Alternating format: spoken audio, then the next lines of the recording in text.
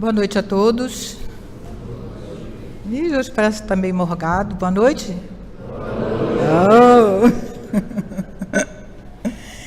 Então, hoje a gente vai conversar sobre uma temática que, como Juliana falou, não é tão conhecida, apesar de estar sendo divulgada já há algum tempo. Para mim, foi totalmente desconhecido. Quando eu vi na escala, Síndrome do Imperador, meu Deus, o que é isso?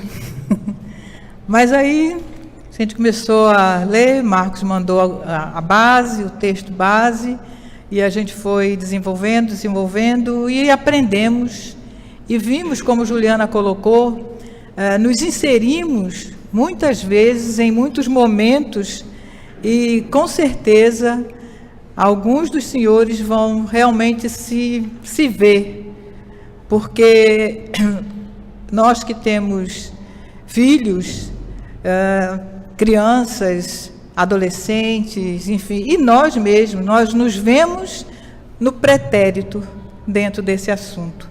Então, é um assunto que eu achei bastante interessante, sobretudo porque eu não conhecia. Então, agregamos um pouco mais de conhecimento nessa nossa jornada.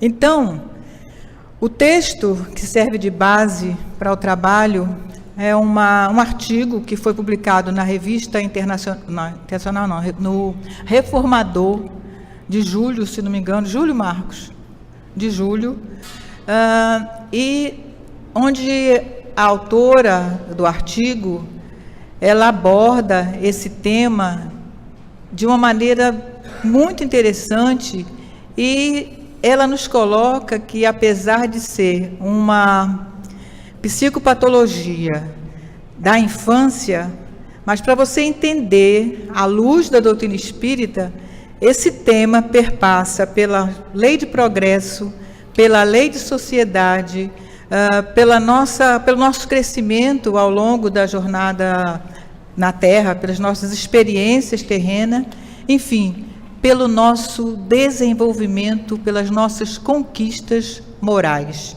O nome dela que eu esqueci no momento, mas eu tenho o nome dela aqui, Marta Antunes Moura. Ela é psicopedagoga, é psicóloga clínica, atende a crianças, a família, tem especialidade em saúde da família, e ela traz esse trabalho, ela é autora desse livro, Síndrome do Imperador.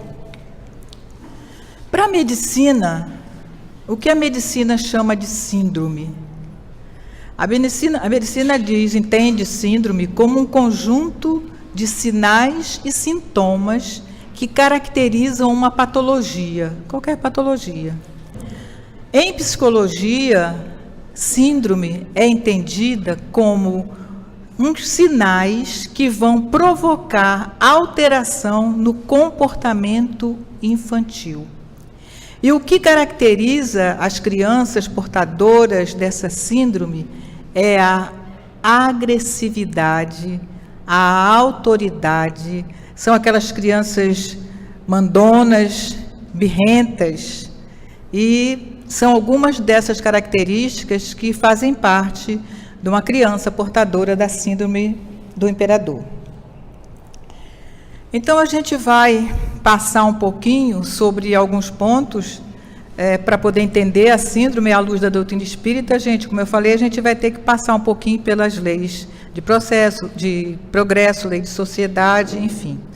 Então, a gente vai refletir um pouquinho sobre essas leis, não vai ser um estudo aprofundado, porque o foco é a síndrome do imperador, mas para ficar bem entendido, ou pelo menos um pouquinho entendido, à luz da doutrina dos espíritos.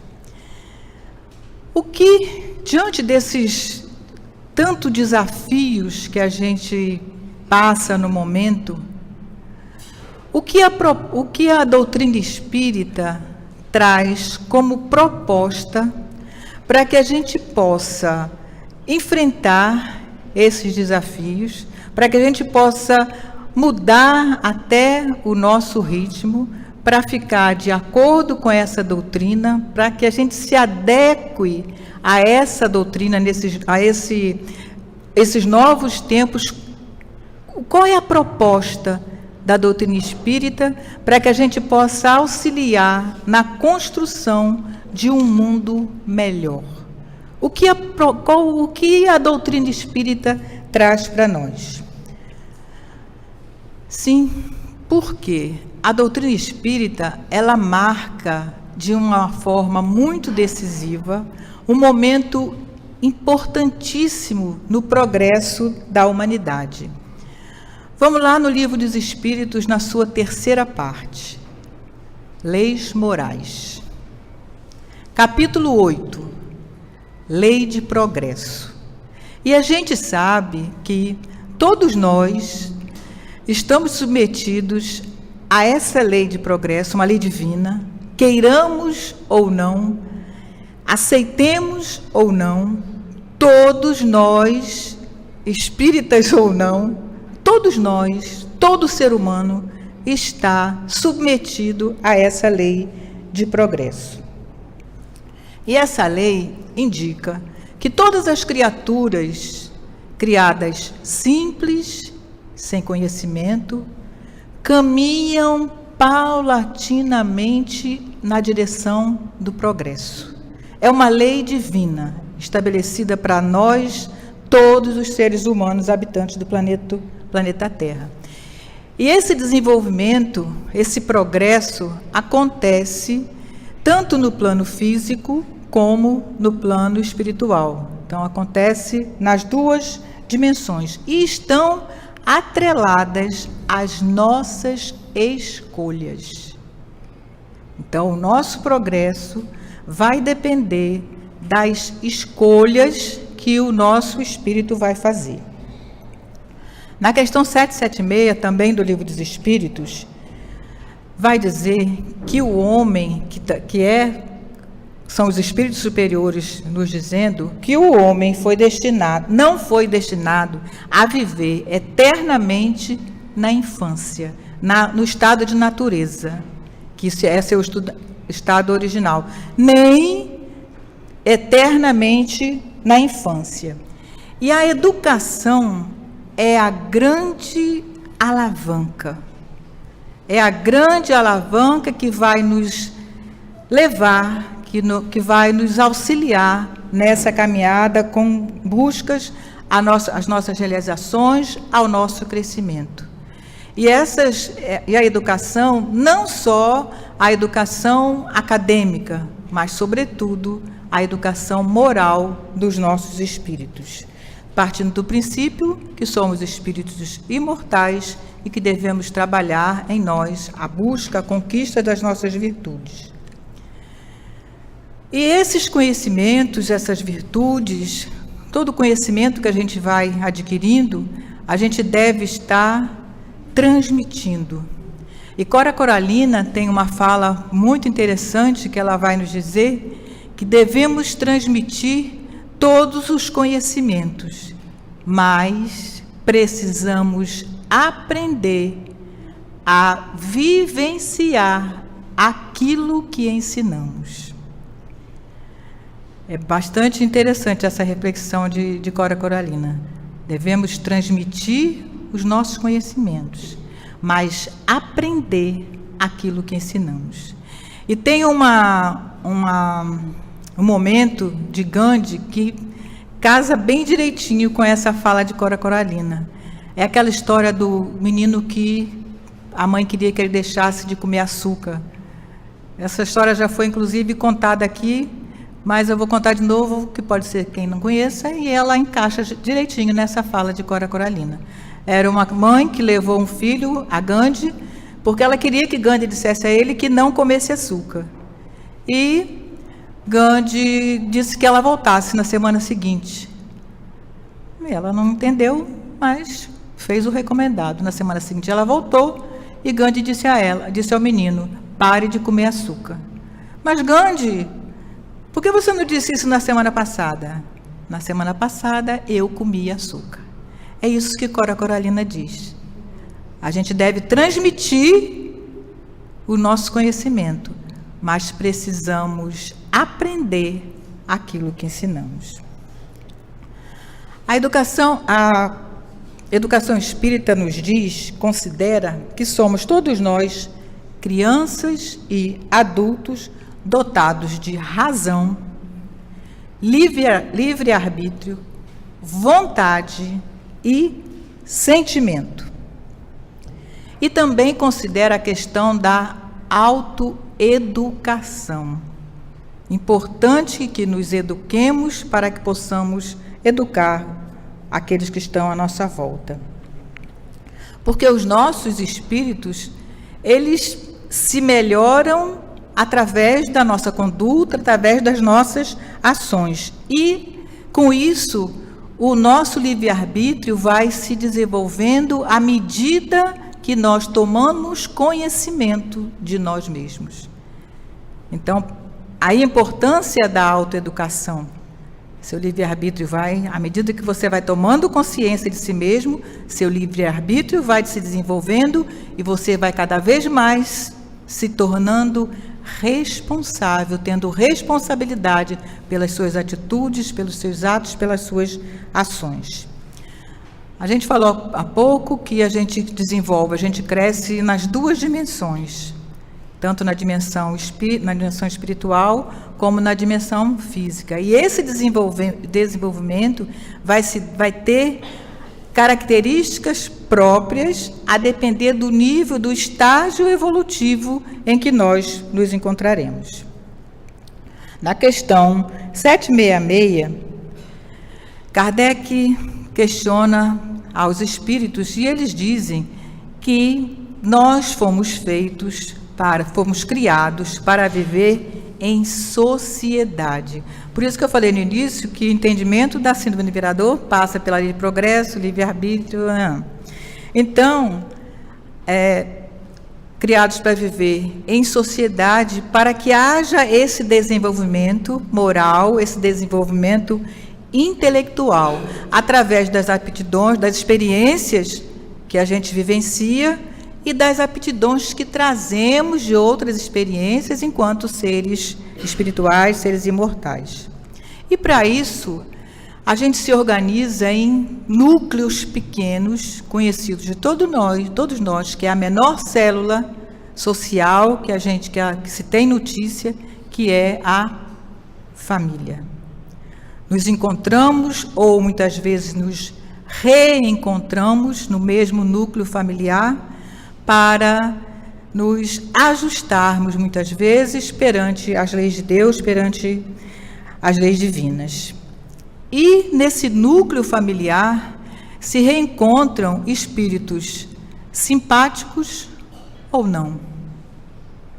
Porque a gente sabe que o ódio, o desamor, o desafeto também aproxima as pessoas. Então, nem sempre na mesma família se reencontram espíritos afins e espíritos simpáticos.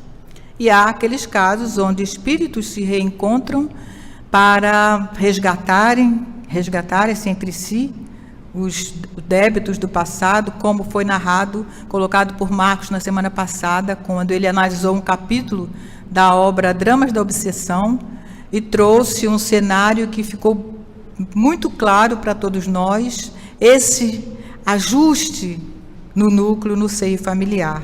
Quando ele narrou a história de Fernando, Caetano, Alípio e a moça, qual é o nome da moça? Angelita.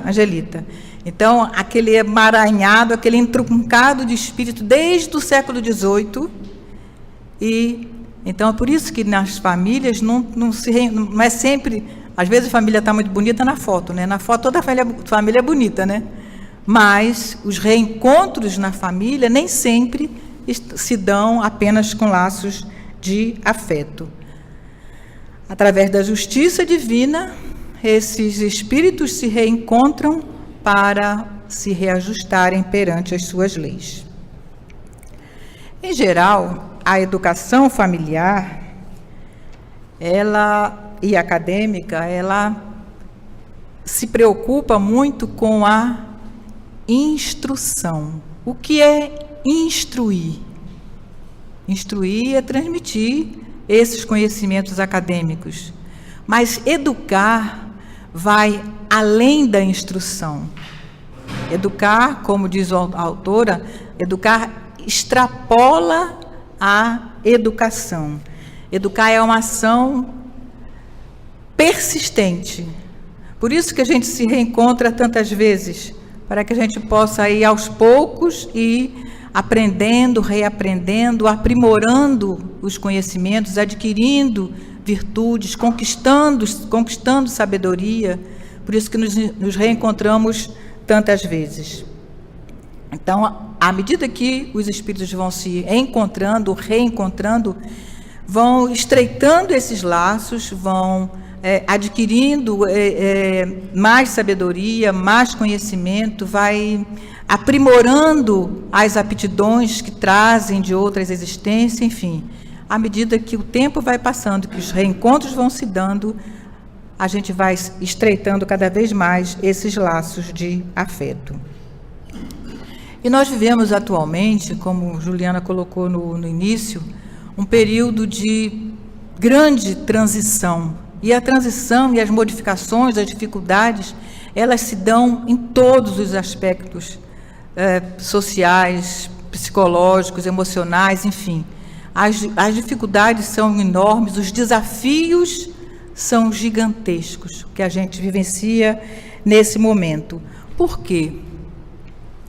Estão reencarnando nesse momento, nesse período de transição, espíritos, tanto espíritos já sábios, espíritos elevados, espíritos que vão ajudar a alavancar o progresso da humanidade, mas também estão reencarnando espíritos que se encontram nas suas últimas oportunidades nesse planeta.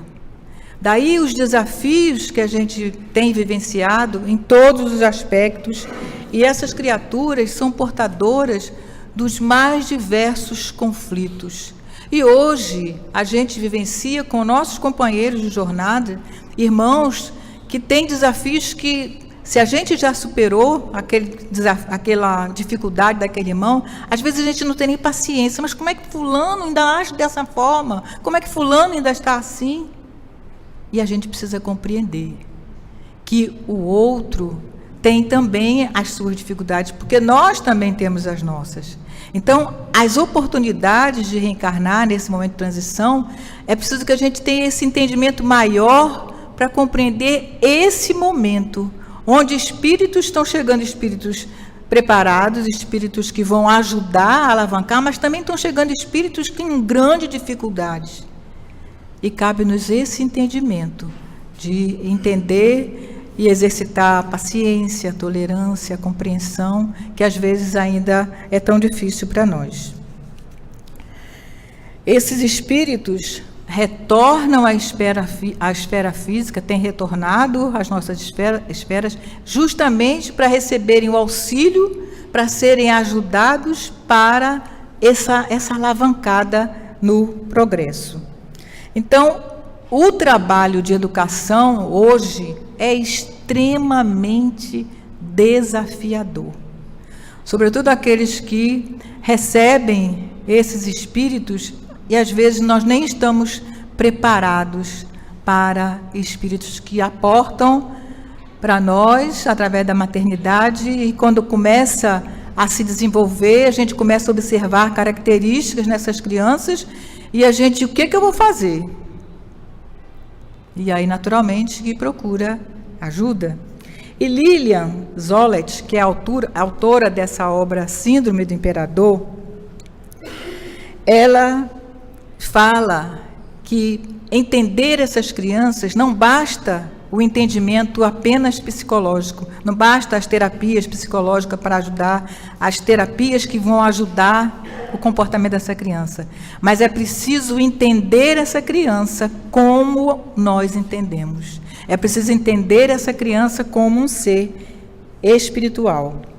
Então, essa síndrome do imperador, como Juliana colocou, desconhecida de alguns, conhecida de poucos, ela trata exatamente da criança que aporta ao plano físico com essas características. São crianças autoritárias, são crianças birrentas, são crianças mandonas, elas gostam de impor a sua vontade. Se não fizer a vontade dela, ela esperneia, ela grita, ela espanca, ela bate com a cabeça na parede, enfim.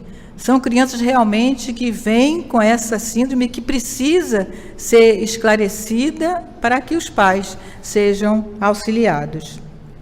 Então, essa expressão é bastante conhecida já no meio terapeuta, no meio dos psicólogos, ela é bastante conhecida. Mas para nós, para mim pelo menos, não era, né? Então, essa obra, Síndrome do Imperador, nessa obra, Lilian busca esclarecer, trazer esses esclarecimentos à luz da psicologia e ajudar, trazer alguma coisa, algum esclarecimento que vá auxiliar os pais na solução ou na compreensão dessas dificuldades.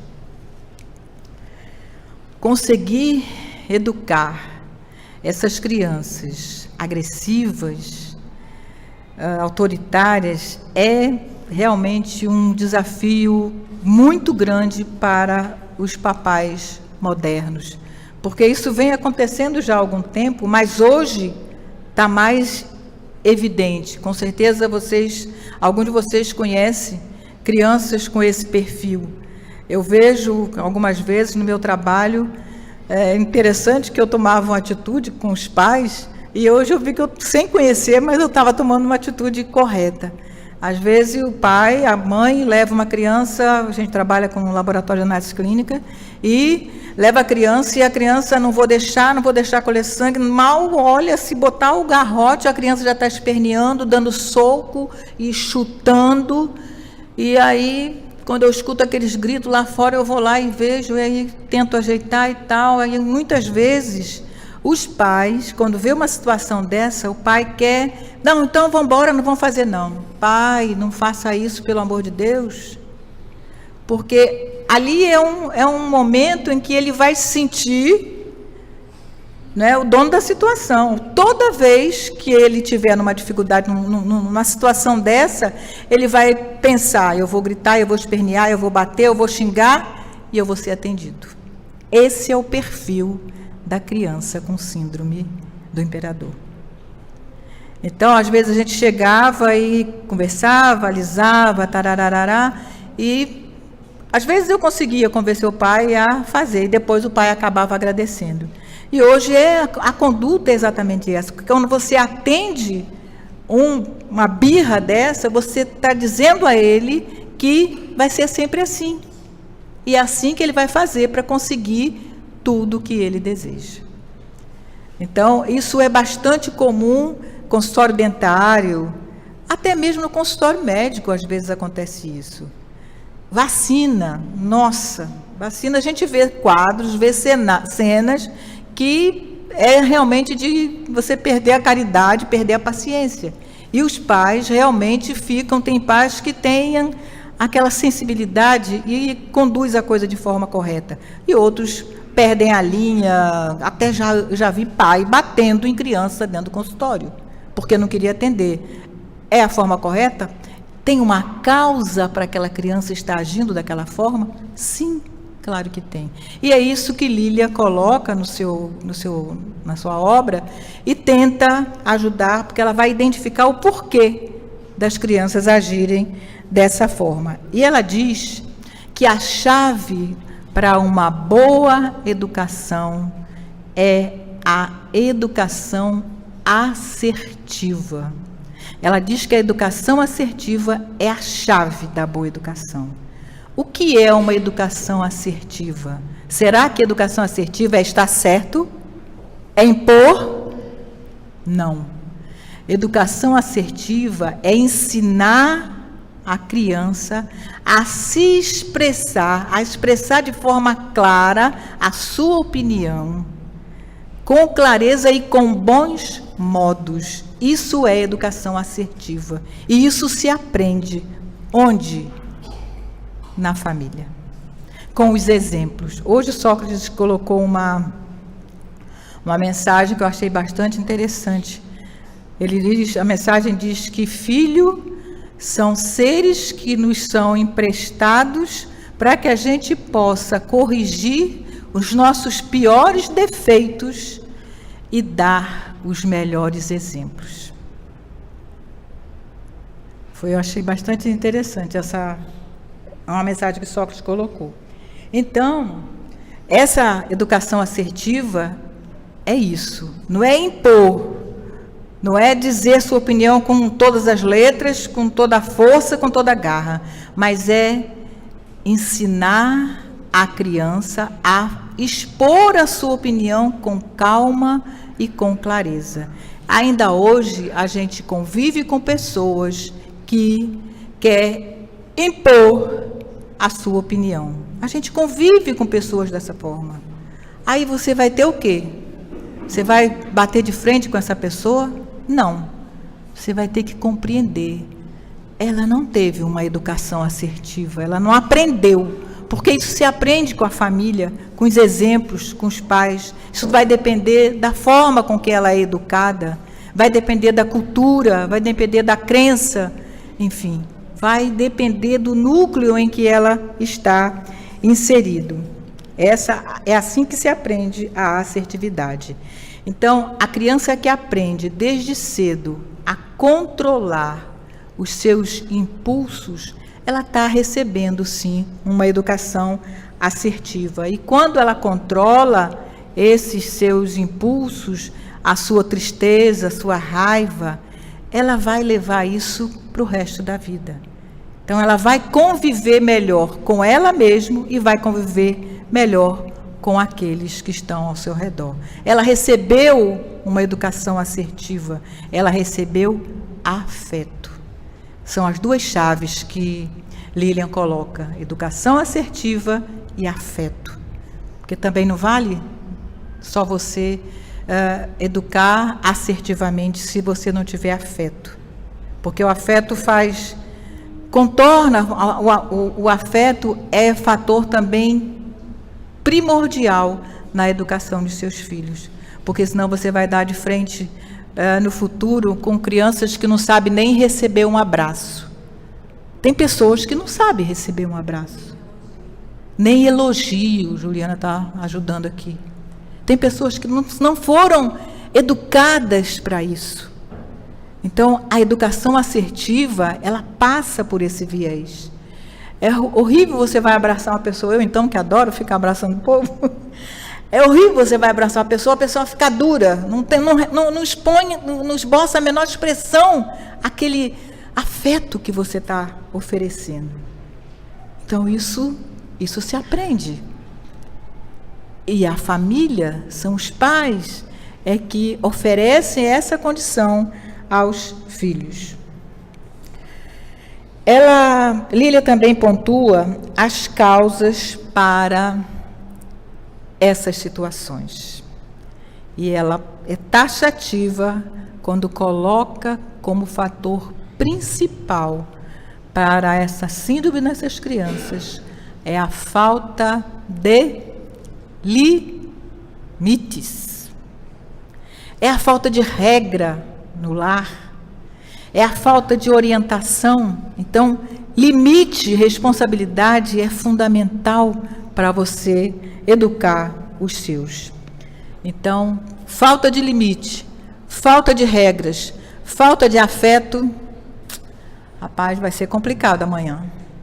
Porque a criança vai crescer, vai se conduzir daquela forma, o que ela vai ter para oferecer se ela não recebeu? Ninguém dá o que não tem.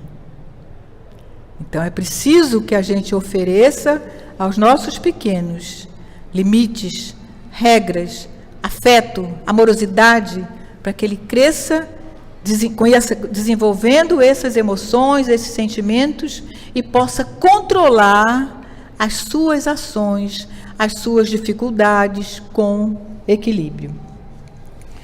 Independente do tipo de organização familiar, porque hoje existem diversos tipos de organização familiar, né? E também da situação socioeconômica, a criança com síndrome do imperador, ela está se tornando frequente. Agora que a gente conhece um pouquinho do tema, a gente vai identificar muitas crianças com síndrome do imperador. Porque às vezes eu não tinha esse conhecimento. Hoje eu já identifico, já passo a olhar e já tenho mais cuidado. Eu tenho um sobrinhozinho com 7 anos, que a hora é essa. A gente sabe que até os 7 anos você consegue ir moldando aquele espírito. E a doutrina espírita explica por quê. Aos 7 anos, o espírito está se firmando na sua nova reencarnação. Então, até os 7 anos, você molda aquele espírito. Ele não chegou para você do nada, nem por nenhuma razão. Lembremos que nos será perguntado, quando retornarmos ao plano espiritual, que fizeste dos filhos colocados sob vossa guarda. Então, a nossa responsabilidade, enquanto pais, educadores, é muito grande. Então, a gente precisa estar atento. Então, e como isso está se tornando frequente, a gente tem que realmente estar bastante atento a tudo isso. E por que isso está se tornando frequente? A gente se distanciou.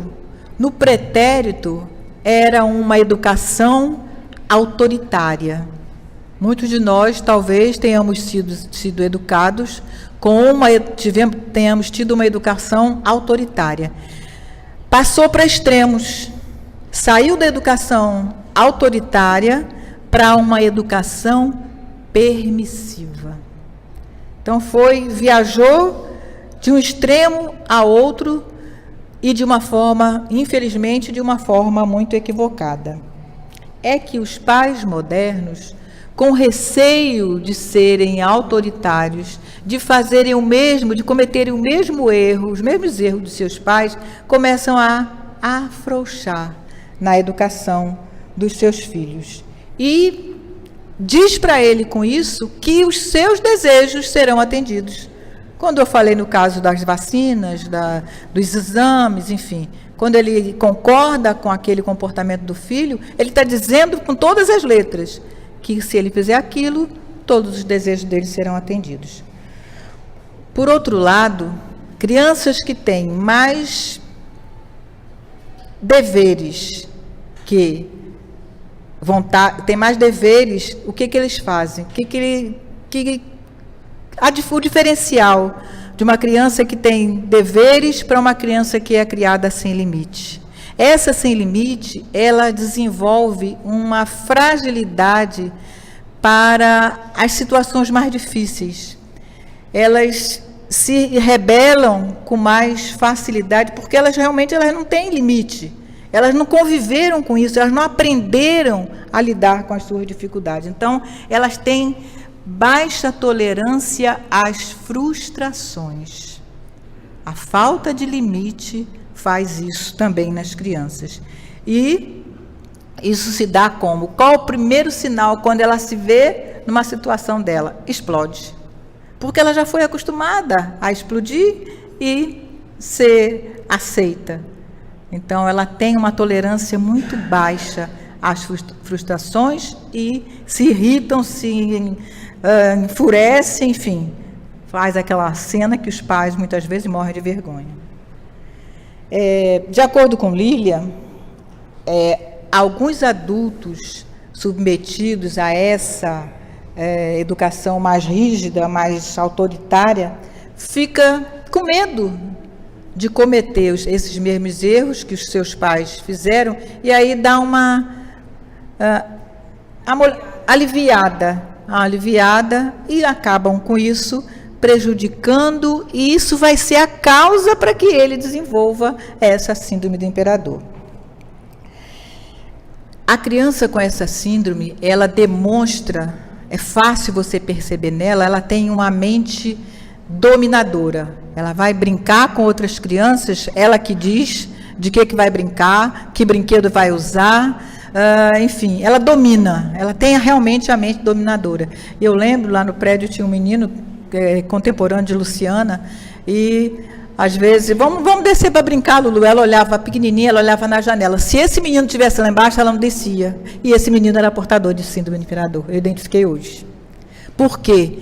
Ela descia com os brinquedinhos dela, antes dela não querer mais descer para brincar, quando ele estivesse lá embaixo, ele juntava todos os brinquedos dela, separava e nós vamos brincar só com os meus. Sabe? Ela, coitadinha assim, ela é bem calminha, muitos de vocês conhecem Luciana, bem serena, bem tranquila, e ela ficava, arregalava os olhinhos assim, chegava, subia assustada, vou mais lá não, que o menino está lá embaixo. Então, depois, quando a gente passava a chamá-la para brincar, ela olhava da janela. Se ele tivesse, ela não queria ir. Então, é criança que tem uma mente dominadora. Faz o que ele quer, a hora que ele quer, do jeito que ele quer, como ele quer. Então, isso é o quê? É a falta de limite. É a falta de regras claras para que ele possa compreender e aprender a compartilhar, a viver em sociedade, como a gente aprende em O Livro dos Espíritos. Essas crianças geralmente são extremamente egocêntricas e agridem com muita facilidade. É notório você estar diante de uma criança portadora dessa síndrome. E elas geralmente, elas têm no núcleo, no seio familiar, elas é quem mandam. Elas têm autoridade sobre os pais, que por razões que a gente vai ver mais adiante, eles, às vezes por culpa, tem outra autora que aborda sob outro viés, e ela fala que é culpa que os pais sentem por outros fatores. E essas crianças, geralmente, isso começa a ficar mais sério, como eu coloquei há pouco, por volta dos 7 anos, que é quando o espírito começa a se situar na sua nova reencarnação. Mas os sinais de desrespeito, de falta de desorganização, de desrespeito mesmo com o próximo, com as pessoas, já sinalizam antes. É o momento em que os educadores, os pais, enfim, é preciso ficar atento para, nesse momento, tentar se esforçar para reverter essa situação e reprimir essas características que são do espírito. Essas características, nessa fase, acho que é a questão 385 do Livro dos Espíritos, é nessa fase que a gente consegue trabalhar esses maus pendores, reprimir esses caracteres daqueles espíritos. Essa autora, essa segunda autora que eu coloquei, Márcia Neder, ela faz uma outra análise. Ela diz que os pais, muitas vezes, por trabalho, por muita atividade, enfim, passam a negligenciar a criação dos filhos, a educação dos filhos, e transfere para terceiros essa responsabilidade. Não dão ocupados, mercado de trabalho, competitividade, enfim. Então, não existe tempo nessa família para que possa atender às necessidades básicas da criança. E ele negligencia isso, e na hora que a criança tem aquele comportamento, ela não chama de síndrome do imperador, não, ela chama de pedocracia. É a ditadura imposta pela criança. É o que Márcia Neder coloca. Ela, em vez de falar síndrome do imperador, ela diz que é pedocracia.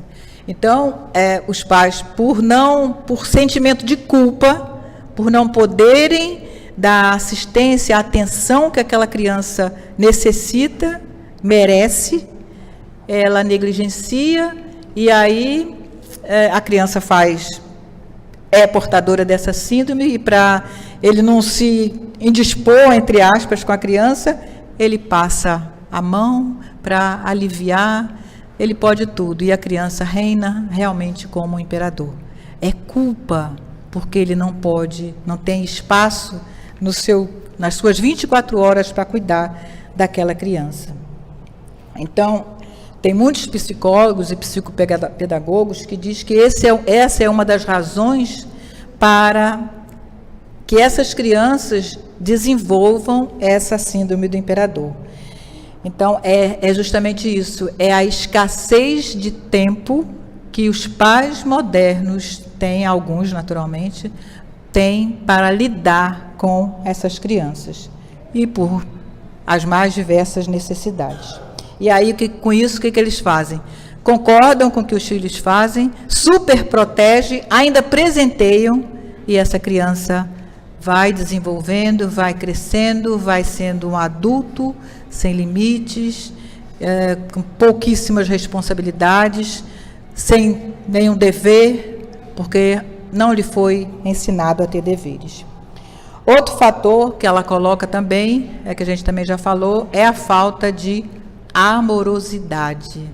A criança portadora dessa síndrome, ela é uma criança que não desenvolve afetividade na própria família, no próprio seio familiar. Imagina do lado de fora. E eu lembro, tem alguns anos que eu não participo mais das atividades do GESP às quintas-feiras. Uma vez, Luciana, eu acho que tinha uns 10 anos, se não me engano, ou menos um pouco. Um dia a gente estava brincando e ela perguntou se eu sabia a cor preferida dela. Aí eu, caramba, qual é a cor preferida de Luciana? Aí eu falei a minha cor preferida. Por tabela, eu pensei que ela tivesse aprendido a gostar de amarelo. Aí eu falei, amarelo. Tá vendo? Você nem sabe que eu gosto de azul.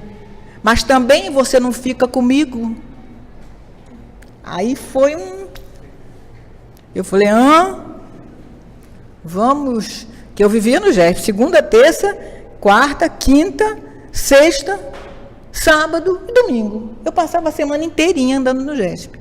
Falei, sabe de uma? Vamos engolir um dia. Aí, agora eu sei que a cor dela é azul. Então, são uns toques sutis que a gente recebe, mas que são muito importantes e a gente precisa valorizar. E tenho certeza que vocês têm alguma situação que passa por isso aí. Às vezes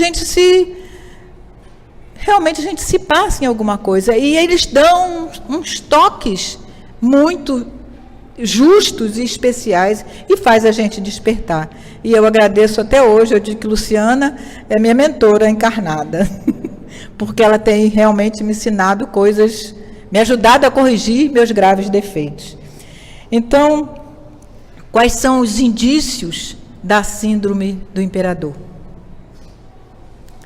Alguns sinais a gente já colocou, né? São crianças que querem mandar nas brincadeiras, são crianças que xingam os pais, xingam os coleguinhas, xingam as pessoas, são crianças que determinam o que comer, a que hora vai dormir, a que hora vai acordar, são crianças que querem fazer o que der na cabeça, porque ela não tem limite.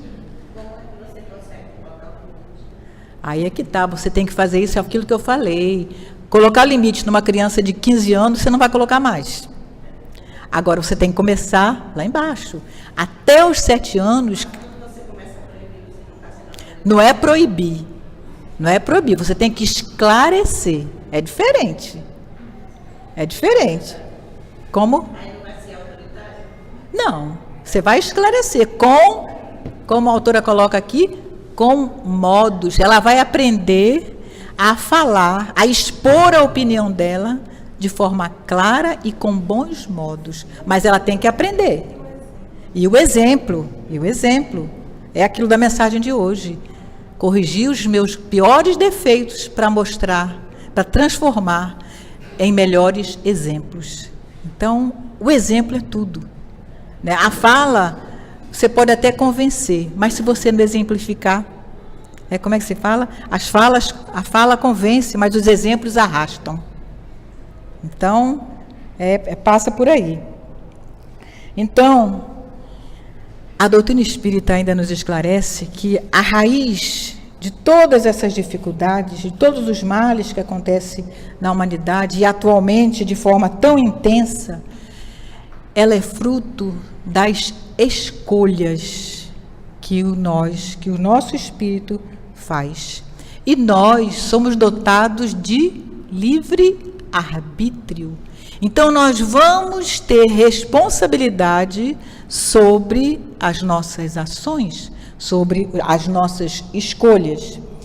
E é só a educação fundamentada no amor, fundamentada na moralização, na moralidade do espírito, que vai auxiliar na educação dos nossos filhos, dos nossos menores, e a gente vai poder reverter, com certeza, essa educação. Mas tem que começar cedo.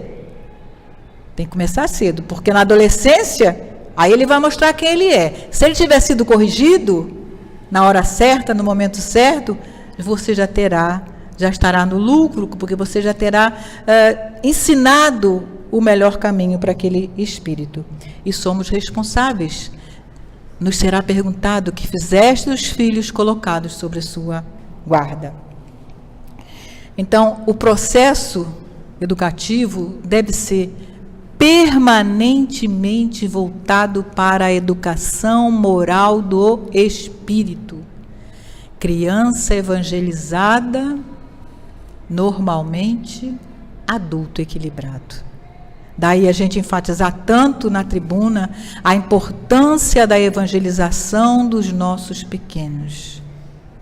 Ah, mas ele não gosta, ele não quer vir hoje, ele não quer vir não. Vamos lá, meu filho, é lá que você vai aprender. Então, depois a gente vai para a pizza e tal, e aos poucos você vai educando e moldando aquele espírito através do Evangelho no caminho do bem. É como a literatura coloca: só a educação moral proposta pelo Evangelho de Jesus será capaz de transformar essa sociedade, transformar os nossos pequenos em homens de bem, em criaturas de bem, que saibam caminhar sozinhos e sabem até guiar as outras pessoas onde ele se encontra. Kardec vai comentando a questão 685 no Livro dos Espíritos, eu vou ler, que é uma fala muito grande. Kardec diz: quando a arte de educar for conhecida, compreendida, praticada, o homem terá no mundo hábitos de ordem e previdência para consigo mesmo e para com Deus, de respeito a tudo que é respeitável. Hábitos que lhe permitirão atravessar com menos dificuldade os dias ruins que não pode evitar. A desordem e a imprevidência são duas chagas que só a educação bem entendida pode curar. E ele coloca: esse é o ponto de partida, o elemento do bem-estar, a garantia da segurança de todos. Kardec coloca que educação é um conjunto de hábitos adquiridos. Por quê? O espírito, nós, enquanto espíritos imortais, ao longo das nossas existências, a gente vai acumulando. Numa existência eu aprendo isso, na outra existência mais um pouco, e isso vai se somando ao meu patrimônio espiritual. Por isso ele define educação como um conjunto de hábitos adquiridos. Assim, o mundo que queremos para os nossos filhos depende dos filhos que estamos preparando para esse mundo. A sociedade que nós queremos depende da sociedade que estamos construindo, sobretudo no nosso núcleo familiar, que é a primeira sociedade da qual fazemos parte. Teremos, sim, uma sociedade melhor se começarmos essas modificações, oferecermos esses ensinamentos aos nossos filhos. E com isso, a gente vai contribuir, a gente vai colaborar para uma sociedade, microsociedade melhor, consequentemente, isso vai para o mundo. E esses filhos que nos chegam através da maternidade são espíritos com